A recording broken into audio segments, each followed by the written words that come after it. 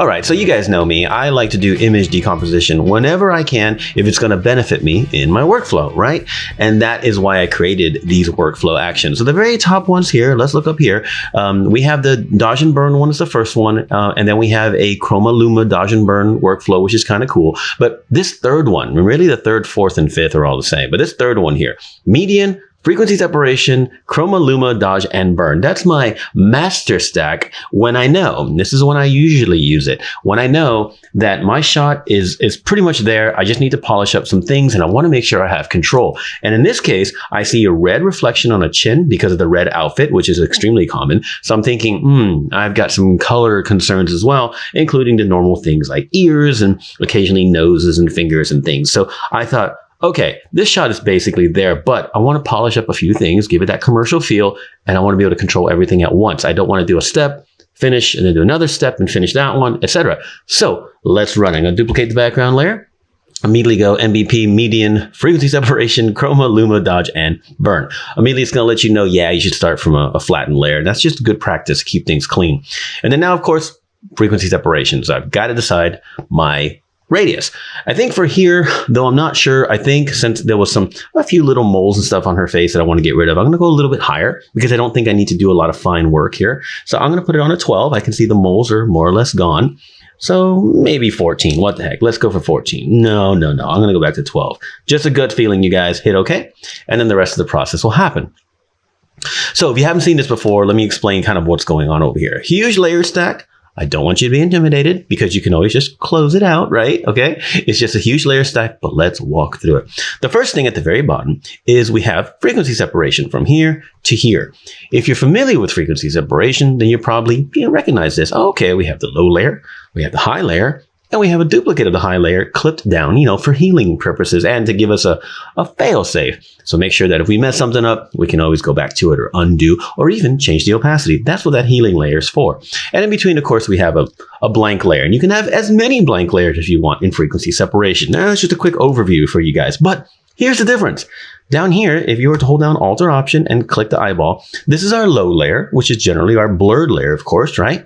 And it's gray, or rather monochrome. And the reason why is that I made, the way the layer stack works, I made it do the frequency separation only on the luminosity data, the Luma information, okay? And then above that, we have dodge and burn layers, which are pretty common, curves going up, curves going down. I have them both on luminosity blend mode, which is interesting because that's a normal practice of mine, but not necessary when we're only working directly above Luma information. Now, if we have Luma, well, where's chroma? Where's our color information? It's extracted up here. And as you can see, this is our chroma information, particularly chroma on white. And then I have a blank layer clipped down in case you want to do some color correction there. Now, most of the time, not always, if I'm not doing any severe color correction like I'm going to here, sometimes the chroma being up here just protects it. That's how I see it. I have the chroma sitting on top of all the work I'm going to do down below, protected. Why? Because the vast majority of information that you want to edit when it comes to like a skin cleanup is going to be in the Luma. It's going to be in your textures. And that's why I have the frequency separation focused on Luma. Now, there are situations where you don't want to break down an image like this, and eventually you'll learn over time which ones work for you and which ones don't. Experimentation really is the way to go. But hopefully I can come up with some future videos that kind of give you some, best practices as to when you might want to consider a decomposition like this or not. So let's go forward. Let's do a little edit here, all right? So let's go to my healing layer. I think I'm just going to use my standard healing brush and just see how that works for me today. Okay, working kind of nice. Okay, now here's what's interesting. Remember I told you that sometimes it doesn't always work exactly, maybe not ideal. There's workarounds too. Let me explain what I'm talking about. Okay, come in here. You can see I removed these moles right here, but there's a little bit of a red spot there. Now, why is that? And that's because I did in fact remove the mole from the Luma information, which was actually here. I removed it there using that healing layer, that clip down layer, but the color information is still there. You don't usually have that unless you have a very strong contrast area, or high frequency area that also has a lot of hue and saturation information. However, it's a very easy fix. I tend to do like a 10% flow on the chroma paint layer and then just pick a color around it and quickly get rid of it. Okay, very quickly. You can just kind of reduce it. You don't even have to worry about getting rid of it in a hardcore way. Just kind of reduce it and you're usually Okay, so let's continue. Let's see a couple of things here and there. Just a couple of heals. All right, excellent. Now, a lot of times I will want to do dodge and burn here, but I'll do it like, how do I put this? I'll use dodge and burn as a final polish. The first thing I'll do is see what happens when I paint in between the high and low frequencies, mostly at a 4 or 5% flow, sampling skin tone to see if I can smooth some of these transitions out. So I'll sample, paint, etc., something like that. I'm not going to do a full edit on this, but you can see anything that starts to get a little bit much, like that painting is getting a little bit heavy. That's what I'll use dodge and burn for. This is mostly just to kind of change the overall shaping of things. Okay, something like that. Let's see what I'm doing. Off and on, not bad. But right now I can go immediately to the dodge layer. I usually do like a 1%, maybe a 2% flow, depends on how you want to work with it. And you can start dodging just here and there, wherever you feel it's necessary. Okay. And what's cool is, like I said, we're working only on the Luma information, really, because the chroma information is above and protected, but everything that we're doing is still fine. If you start noticing like color shifts or whatever, just turn off chroma and keep working. Keep doing your dodging and burning. No problem at all. Whatever you feel you need to do. I'm going to burn a little bit now and kind of reshape this little area here. Here we go.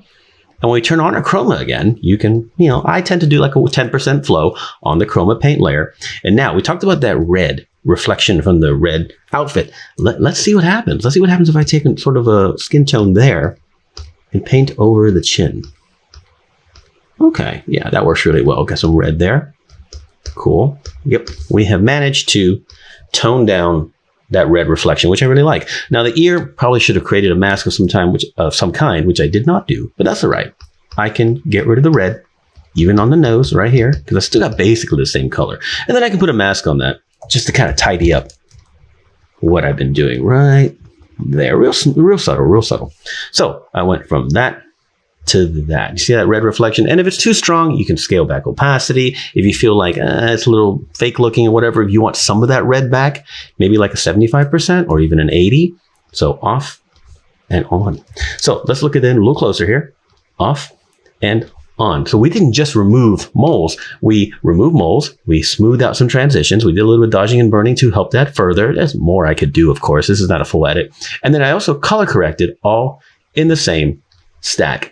Right? And that is the kind of point there. I want to actually a little higher, 90%. That is my entire point. I did it all at once. That's huge. And I can still keep working. I can turn off the chroma, go back down, paint some more. I can do some more healing, dodging and burning, whatever. Turn on the chroma and do color correction. And I can add layers where needed, even more paint layers if I wanted to, and clip them down. I can add more in between layers from high and low frequencies right in here. I can add as many as I need, right? That's the entire point of this stack. Not when you're trying to do something significant like, oh man, I got to rebuild all the hair, or I've got to completely remove a crease or something like that. There might be a different method for that. But when it's a good general workflow, like, hey, this shot is basically there. I just need to tidy up a few things. This layer stack really, really does it. And by the way, as a reminder, if you look up here, we do have the one I just used is median, but we also have it for Gaussian and surface blur as well, in case you want a different blurring operator too. All right, so that's that main workflow. You can leave it there and keep going, right? And do your, color work, whatever. But if you want to do like any frequency separation based workflow, if you want to do liquefying things like that, then you should flatten to a new layer and keep going from there. So that's the whole image decomposition, chroma, Luma, dodge and burn, frequency separation split that I really love to work with. Again, when I know, okay, I need to get some stuff done here, off and on, kind of want to do it all at once to be as efficient as possible. And that's why I created these actions that you should definitely check them out. I welcome you to check them out. They're not expensive. And there's just so many other things that come with them. We have videos on that too. So check it out. Any questions, leave me a comment below.